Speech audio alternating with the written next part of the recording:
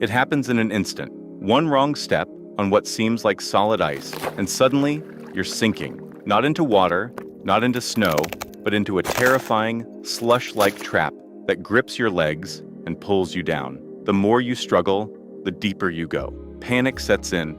The freezing cold wraps around you like a vise.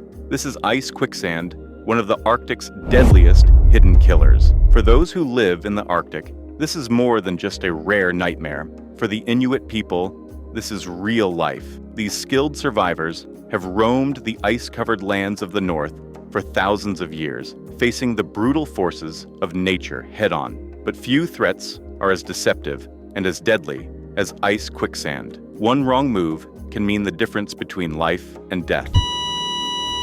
But here's the incredible part. The Inuit have mastered the art of survival.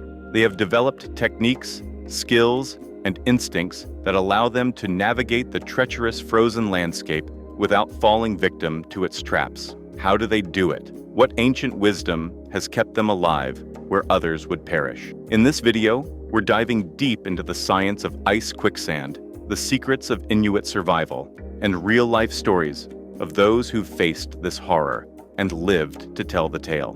Because in the Arctic, nature doesn't give second chances. Before we continue, don't forget to like this video, subscribe for more Inuit stories, and comment below. Have you ever heard of ice quicksand before? Let us know.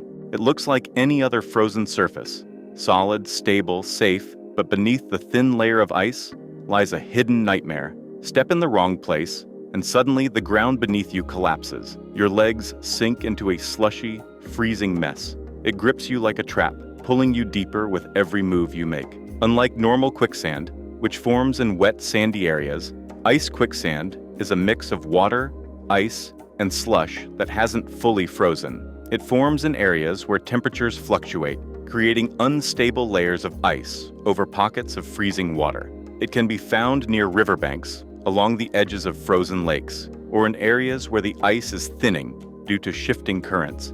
It looks solid from the surface, but it's a deadly illusion. The most dangerous part? By the time you realize you've stepped into ice quicksand, it's already too late. The more you struggle, the faster you sink. Your body weight pushes the slush aside, pulling you deeper. If you sink past your knees, escaping becomes nearly impossible without outside help. And in the Arctic, help is rarely close by. For the Inuit, ice quicksand is a danger they've known about for generations. They've learned to spot the warning signs long before stepping onto unstable ground. But how do they do it? What survival techniques keep them from falling victim to this icy trap? For most people, ice quicksand is an invisible threat, impossible to see until it's too late. But for the Inuit, survival in the Arctic depends on recognizing the dangers before they strike. Their ability to navigate treacherous ice has been passed down through generations, built on experience, instinct, and time-tested techniques. The Inuit don't just look at the ice, they listen to it, feel it, and even smell it. Certain types of ice make different sounds when stepped on. Solid ice produces a sharp, cracking noise, while weaker ice may sound hollow or slushy. A change in the wind, shifting snow, or an unusual reflection of light can all be signs that the ice is unstable. One of their most effective tools? A simple wooden or bone stick called a unikak, or sounding pole. By tapping the ice ahead of them, they can judge its thickness. If the pole goes through too easily, it's a warning to step back, fast. Sled dogs are more than just transport. They're survival partners. Dogs instinctively sense weak ice, hesitating or stopping before crossing dangerous areas. Inuit hunters often pay close attention to their dog's behavior, knowing that ignoring their warnings could be fatal. Instead of walking in straight lines across open ice, the Inuit follow natural paths formed by the wind, snow, and ice conditions. These paths are often safer because they've been shaped by the environment over time. They also distribute their weight carefully. When walking across uncertain ice, they crouch low, spreading their weight to avoid breaking through. If traveling in groups, they spread out rather than walking in a single line, reducing the risk of multiple people falling in at once. Certain areas are known to be more dangerous than others. River mouths, coastal edges, and spots where currents move beneath the ice are often places where ice quicksand forms. The Inuit map these locations in their minds, avoiding them whenever possible. While modern equipment like GPS and ice thickness sensors have helped, Inuit survival still depends on these traditional skills. Technology can fail, but instincts and knowledge never do.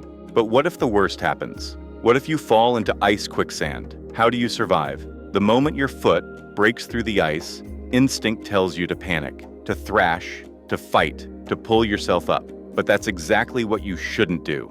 The more you struggle, the deeper you sink. Ice quicksand acts like a slow-motion trap, tightening its grip with every wrong move. Step 1. Stay calm and spread out.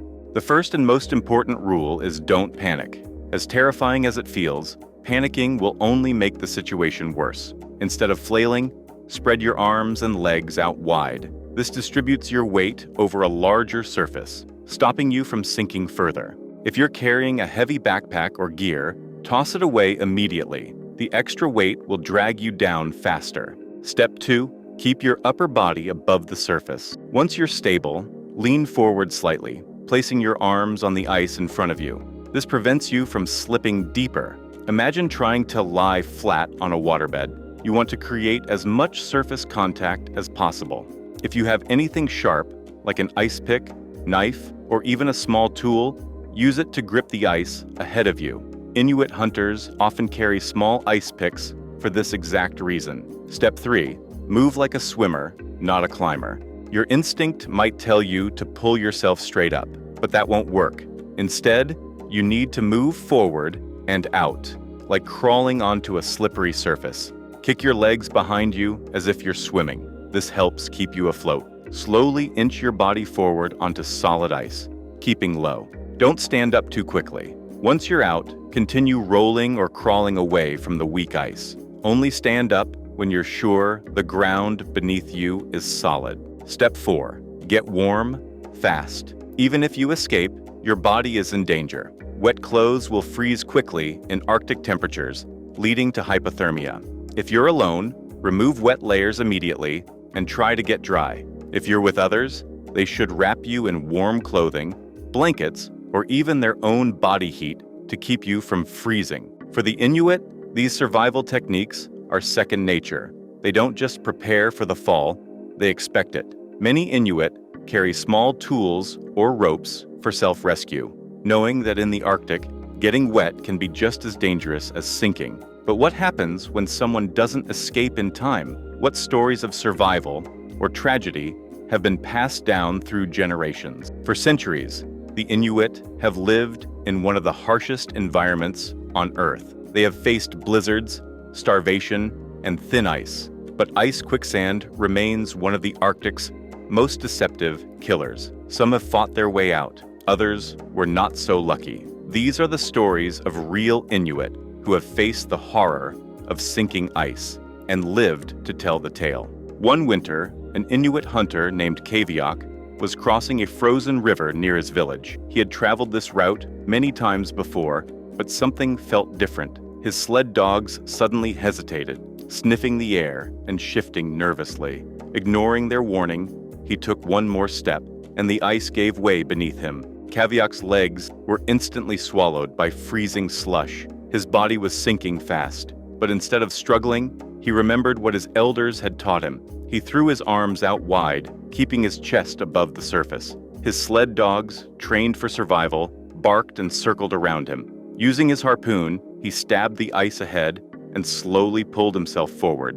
With each movement, he kicked behind him, using his legs like paddles.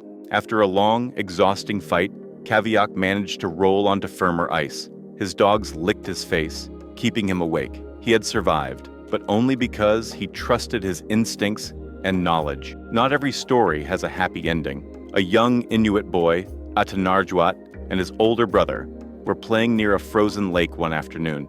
Their grandmother had warned them never to go near the edges, where the ice is weakest. But curiosity won over caution. Atanarjuat stepped onto what looked like solid ground, and within seconds, he was gone. His brother tried to grab him, but the icy slush swallowed Atanarjuat too quickly. By the time the village elders arrived, it was too late. This heartbreaking story has been passed down as a warning. For the Inuit, survival is not just about knowing what to do. It's about respecting the land and its hidden dangers. From these stories, one thing is clear. In the Arctic, knowledge is everything. Ice quicksand doesn't give second chances. The Inuit survive because they learn, adapt, and never take the ice for granted. But ice conditions are changing. Climate change is making the Arctic more unpredictable than ever. What does the future hold for Inuit survival? For generations, the Inuit have relied on their deep understanding of ice to survive. But the Arctic is changing, and fast. Climate change is causing temperatures to rise, making ice conditions more unpredictable than ever before. What was once solid and safe is now dangerously unstable. Warmer temperatures mean that frozen lakes, rivers, and coastal ice are melting earlier and refreezing in thinner, weaker layers. This leads to more ice quicksand forming in places that were once reliable travel routes. Even experienced hunters and elders have reported that the ice no longer behaves the way it used to. Sled dogs, once essential for detecting weak ice, are now being replaced by snowmobiles. But machines can't sense danger like animals can. Many Inuit believe that losing traditional knowledge in favor of modern tools could put lives at risk. Despite the challenges, the Inuit are adapting. Some hunters now carry ice picks, GPS devices, and emergency beacons to call for help if they fall through. Scientists are also working with Inuit communities to map high-risk areas and predict where ice quicksand might form. Still, one thing remains true. Respecting the ice is the key to survival. Whether using ancient knowledge or modern tools, the lesson is the same. Never underestimate the Arctic. If you enjoyed this video, make sure to like, subscribe, and comment below. What would you do if you fell into ice quicksand? Stay safe, and we'll see you in the next one.